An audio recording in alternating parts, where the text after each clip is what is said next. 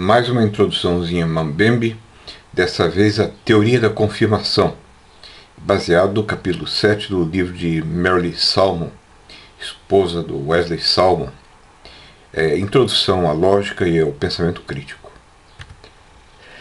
A definição de hipótese é uma suposição usada como base para se tirar conclusões. E a hipótese pode ser confirmada ou desconfirmada. Confirmação é o oferecimento de suporte indutivo para a verdade da hipótese. Desconfirmação é o oferecimento de suporte indutivo para a falsidade da hipótese. Confirmação. Método hipotético dedutivo. Características desse método. Para ver se uma hipótese é verdadeira, derive alguma predição. Se a predição for verdadeira, a hipótese é confirmada. Se a predição for falsa, a hipótese é desconfirmada.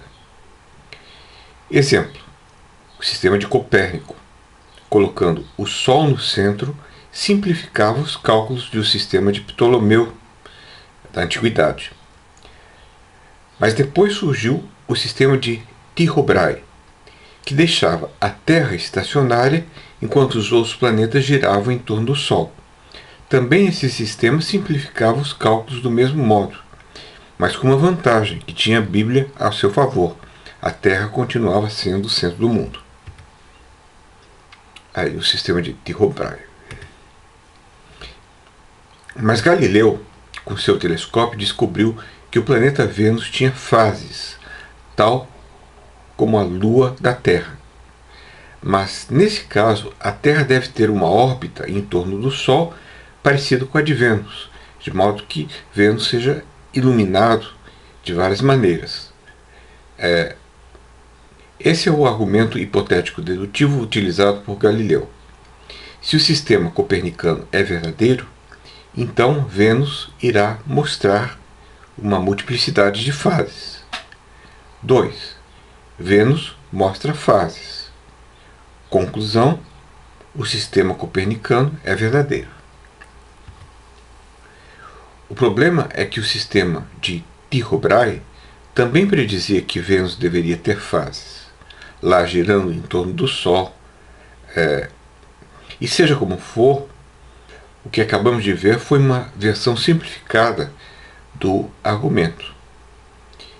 E o nome hipotético dedutivo é enganador, porque a relação entre hipótese e a predição observável é, em muitos argumentos, na verdade, uma relação indutiva, como será visto.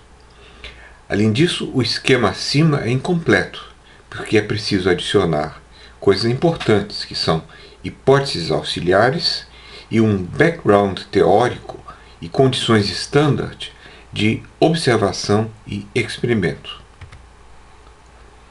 Exemplos de hipóteses auxiliares. Uma hipótese auxiliar, uma assunção no argumento de Galileu, era a seguinte: Vênus está entre o Sol e a Terra. Isso pode parecer demasiado óbvio, mas não funcionaria se Vênus estivesse atrás da Terra ou em qualquer outro lugar do universo. Outra hipótese auxiliar era: o telescópio é um instrumento confiável para observar corpos celestes. Hoje em dia é óbvio, mas não no tempo de Galileu. Exemplos de background teórico são as teorias físicas da ótica, por exemplo, de Snell, lei de Snell, veio depois de Galileu, teorias sobre a fisiologia humana, etc. Precisamos, assim, de uma versão mais completa do método da confirmação. No tempo de Galileu, muitos se recusaram a olhar pelo seu telescópio, por não acreditarem que duas lentes poderiam magnificar objetos distantes sem distorcê-los. Alguns pensaram até que o instrumento poderia estar enfeitiçado. Assim, quando o resultado de um experimento é demasiado incômodo, estranho, inesperado, indesejável, o que se costuma fazer é refazer as hipóteses auxiliares, propor outras e deixar de lado aquelas que permitiam o raciocínio. Foi isso que os membros da Inquisição fizeram. a culpa era do telescópio. Aquilo lá não dava o resultado correto. Poderia ser obra do demônio. Aqui está o telescópio de Galileu, uma simples luneta. Eis então o esquema da reversão reforçada do método hipotético dedutivo.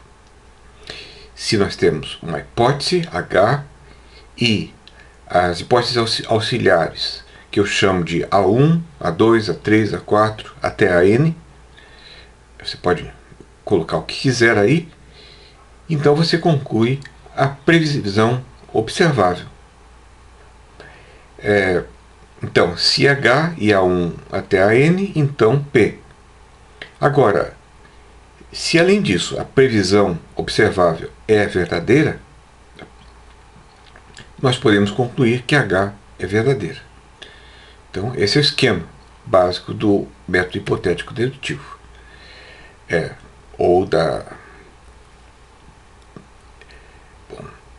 Um outro exemplo dado pela autora, que mostra bem o caráter indutivo disso, é sobre a colonização da América pela travessia do Estreito de Bering há cerca de 13 mil anos. Razão: não há prova alguma de vida humana antes disso no continente. Mas na década de 70 surgiu um artigo mostrando que foram encontradas pontas de flechas feitas de ossos de mamutes que viveram há 27 mil anos. Pode-se datar isso, provando que a colonização do continente se deu muito antes. Isso aí fez furor. Mas, com o tempo, antropólogos acabaram por rejeitar essa conclusão, sugerindo que muitos mamutes mortos permaneceram congelados e que as pontas de flechas foram feitas de seus ossos congelados há cerca de 13 mil anos. Ou seja, reviu-se uma hipótese auxiliar adicionando outra, que a refutava, uma hipótese alternativa, no caso, uma hipótese bastante razoável. E com isso, se reconfirmou a hipótese da colonização da América e se desconfirmou a hipótese desses autores da década de 70. Aí é prova de que existem mamutes congelados. Como escolher entre hipóteses alternativas? Em caso de conflito, escolhemos a hipótese que é a mais plausível antes do teste. Se tem várias hipóteses, você escolhe aquela que tem maior probabilidade a priori. Assim, no tempo de Copérnico, a sua teoria poderia ser considerada até mesmo improvável. Mas com as provas de Galileu contra a autoridade da Bíblia e o sistema de Braille, a coisa ficou quase empatada.